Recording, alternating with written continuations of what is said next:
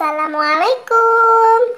Pagi hari ini kita akan belajar tema 4 berbagai pekerjaan, subtema 3 pekerjaan orang tuaku pada muatan bahasa Indonesia.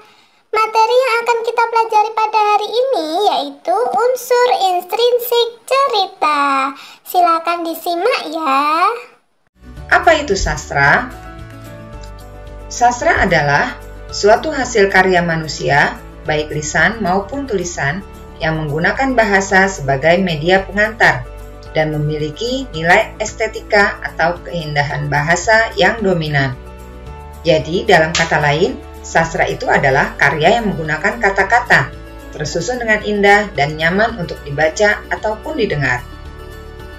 Karya sastra dapat dikelompokkan menjadi 2 jenis, yaitu karya sastra non-fiksi dan karya sastra fiksi. Apa ya arti keduanya? Kita akan bahas satu persatu. Karya sastra non-fiksi adalah karya sastra yang berisi cerita yang sifatnya informasi, yang dibuat berdasarkan data atau informasi yang pengarang dapatkan. Contoh, ensiklopedia, buku biografi, buku sejarah, dan buku karya tulis ilmiah. Semua karya sastra ini ditulis berdasarkan data atau informasi yang nyata dan akurat. Adapun karya sastra fiksi, yaitu karya sastra yang berisi cerita yang sifatnya imajinasi atau khayalan pengarang, bukan berdasarkan kenyataan. Contoh, cerpen atau cerita pendek, kumpulan puisi, novel, dan juga dongeng.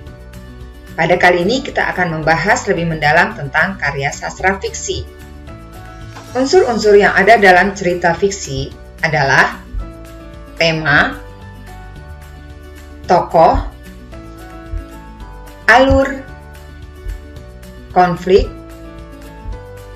latar, dan amanat. Kita akan membahasnya satu persatu. Tema adalah gagasan, ide, ataupun pikiran utama yang menjadi dasar sebuah cerita. Jadi tema merupakan gagasan dasar umum dari sebuah karya sastra. Berikutnya adalah tokoh. Tokoh adalah pelaku dalam sebuah karya sastra. Tokoh dapat dilihat dari sisi peran dan sifat. Peran ada 2, yaitu peran utama dan peran pembantu. Sifat juga terbagi 2, ada sifat protagonis dan antagonis. Peran utama adalah tokoh yang paling banyak diceritakan dan paling sering muncul dalam cerita. Contoh, pada kisah Malin Kundang, maka peran utamanya adalah Malin Kundang, karena Malin Kundang adalah tokoh yang paling banyak diceritakan. Yang kedua, peran pembantu, yaitu tokoh yang dilibatkan atau dimunculkan untuk mendukung cerita dan berkaitan dengan tokoh utama. Contoh, pada kisah Malin Kundang, peran pembantunya adalah istrinya. Adapun sifat tokoh, seperti yang tadi sudah dijelaskan, ada 2, yaitu protagonis. Artinya, tokoh yang memiliki sifat baik dalam cerita.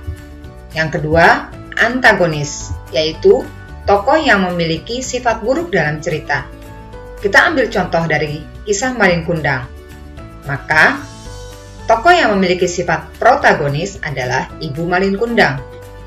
Dan tokoh yang memiliki sifat antagonis adalah Malin Kundang. Ada cara untuk memberikan pendapat tentang tokoh dalam cerita.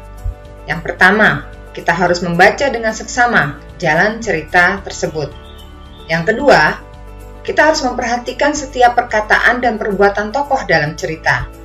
Dan yang ketiga, kita juga bisa memperhatikan gambaran lingkungan kehidupan dari tokoh dalam cerita. Setelah kita melakukan 3 hal tersebut, maka kita baru bisa dapat memberikan pendapat tentang tokoh dalam cerita tersebut. Berikutnya adalah alur. Alur adalah rangkaian kejadian-kejadian dalam sebuah cerita dari awal hingga akhir. Alur terbagi menjadi 3. Yang pertama, alur maju, yaitu suatu alur yang peristiwa ditampilkannya secara kronologis, berurutan dari tahap awal, tengah, dan akhir cerita.